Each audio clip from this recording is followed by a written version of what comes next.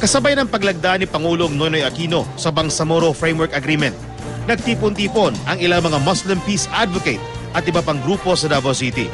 Anila, ang kasunduang ito ang daan tungo sa pagunlad ng mga Muslim. Nag-animi diri aron among masaksihan ug among madungog ang kapayapaan sa alang sa taga Mindanao. Dili lang kay Muslim pati Kristiyano makaabil sa kapayapaan sa Mindanao.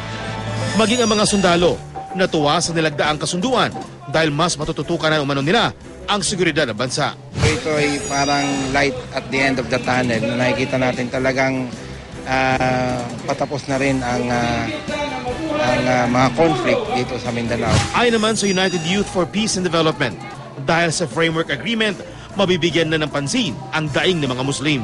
Masayningan man ito ngayon or magkaroon man ng peace agreement sila, sana ito ay maging tuloy-tuloy, no? At masimulan yung dapat gawin dito sa Mindanao.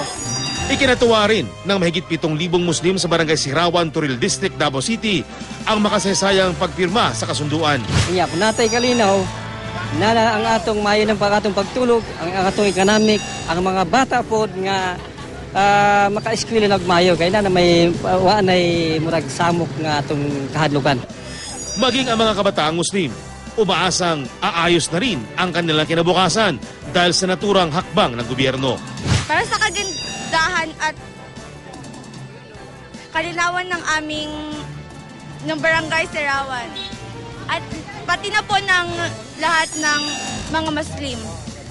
Ilang mga Maranao naman na galing Lanao del Norte ang nais nang bumalik sa dati nilang tinitirahan ngayong nalagdaan na ang Bangsamoro Framework Agreement. Umalis kasi sila sa naturang lugar matapos ang walang humpay na giyera ng mga Muslim laban sa mga Kristiyano. Mangambo sila sa mga balay, manunod sila sa mga balay. Tapos ang na po mga Muslim nga mga wanted, musulong po sila diha sa kuwan, sa lugar bitaw nga kuwan, sa patag.